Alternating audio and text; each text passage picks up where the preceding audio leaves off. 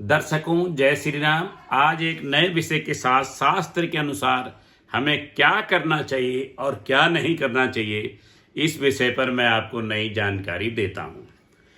दोनों हाथ, दोनों पैर और मुख, इन 5 अंगों को धोकर भोजन करना चाहिए। आप फिर सुन लीजिए। दोनों हाथ, दोनों पैर और मुख, इन 5 अंगों को धोकर भोजन करना चाहिए। ऐसा करने वाला मनुष्य दीर्घजीवी होता है। ये शास्त्र का वचन है। गीले पैर वाला होकर भोजन करें, पर गीले पैर सोए नहीं। गीले पैर करके सोना नहीं चाहिए। गीले पैर वाला होकर भोजन करने वाला मनुष्य लंबी आयु को प्राप्त होता है। सूखे पैर और अंधेरे में भोजन नहीं करना चाहिए। शास्त्रों में मनुष्य के लिए प्रातःकाल, सायंकाल 2 ही समय भोजन करने का विधान है। बीच में भोजन करने की विधि नहीं दी गई है।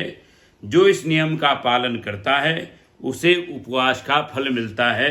यानी बार बार भोजन नहीं करना चाहिए। प्रातःकाल और सायंकाल। मनुष्य के एक बार का भोजन देवताओं का भाग, दूसरी बार का भोजन मनुष्य का भाग, तीसरी बार का भोजन प्रेतों और दैत्यों का भाग और चौथी बार का भोजन राक्षसों का भाग होता है। अगर जो 4-5 बार खाता रहता है वो प्रेतत्व की तरह खाता है। संध्या काल में भोजन नहीं करना चाहिए। संध्या काल में पूजन करना चाहिए। प्रातःकाल की संध्या और सायंकाल की संध्या में भगवान की पूजा करनी चाहिए। उस समय भोजन नहीं करना चाहिए। बिना नहाए धोए भोजन नहीं करना चाहिए। चाय नहीं पीनी चाहिए। कुछ भी नहीं खाना चाहिए। नहा धोकर ही खाना चाहिए। गृहस्थ को चाहिए कि वो पहले देवताओं को, ऋषियों को, मनुष्यों को, अतिथियों को, जो अतिथि हैं, पितरों को और घर के देवताओं का पूजन करे और उसके बाद भोजन करे। पहले देवताओं का पूजन, देवताओं को भोग और उसके बाद स्वयं भोजन करे। भोजन सदा पूरब और उत्तर की ओर मुख करके करना चाहिए। भोजन सदा पूरब और उत्तर की ओर मुख करके करना चाहिए। पूर्व की ओर मुख करके खाने से मनुष्य की आयु बढ़ती है। दक्षिण की ओर मुख करके खाने से प्रेतत्व की प्राप्ति होती है। पश्चिम की ओर मुख करके खाने से मनुष्य रोगी होता है और उत्तर की ओर मुख करके खाने से मनुष्य आयुवान, धनवान की प्राप्ति होती है। भोजन सदा एकांत में करना चाहिए। बिना स्नान के भोजन करने वाला मानो विष्ठा खाता हो और वो कीड़ा बनता है जो बिना नहाए धोए भोजन करता है। बिना जाप किए भोजन करने वाला पीप और रक्त पीता है। जाप करना चाहिए, भगवान की पूजा करनी चाहिए, उसके बाद भोजन करना चाहिए। बिना हवन के भोजन खाने वाला कीड़ा होता है। देवता के लिए भोजन पहले देना चाहिए। देवताओं को पहले भोग लगाना चाहिए। ईख, जल, दूध, कंद, तांबूल, फल और औषध, इनका सेवन स्नान के बिना कर सकते हैं। जिसको औषधि खानी है वो खा सकता है, औषधि बिना नहाए भी, क्योंकि वो बीमार है, उसके लिए शास्त्र ने छूट दे रखी है।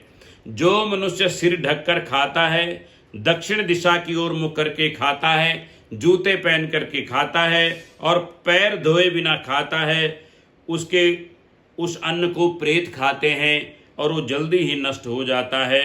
उसका भोजन असुर वाला समझना चाहिए। फटे हुए बर्तन में भोजन न करना चाहिए। फूटे हुए बर्तन में भी भोजन करने से मनुष्य नाश को प्राप्त होता है। तो टूटे फूटे बर्तन में भोजन नहीं करना चाहिए। सैया पे बैठकर भोजन नहीं करें। जिस जगह आप सोते हैं या चारपाई पे या बेड पे, उस पर भोजन बिल्कुल नहीं करना चाहिए। न वहाँ जल पीना चाहिए। हाथ में लेकर भोजन नहीं करने। बहुत सारे लोग हाथ में ले लेकर खाते हैं जल्दी जल्दी, वो ऐसा भी नहीं खाना चाहिए। बैठ करके आराम से भोजन करेंगे तो भगवान की आपको कृपा प्राप्त होगी। डबल बेड पे, सिंगल बेड पे, चारपाई पे, हाथ में खड़े होके, जूते पहन के ऐसा भोजन नहीं करना चाहिए। और भगवान को बिना भोग लगाए भोजन नहीं करना चाहिए। बिना पूजा पाठ के भोजन नहीं करना चाहिए। बिना नहाए धोए रसोई में नहीं जाना चाहिए। तो ये आज के विषय थे। बहुत बहुत धन्यवाद। मैं आचार्य रमेश सेमल आपसे लेता हूँ विदा। राधे राधे। फिर एक नए विषय के साथ आपसे जल्दी जुड़ेंगे। राधे राधे।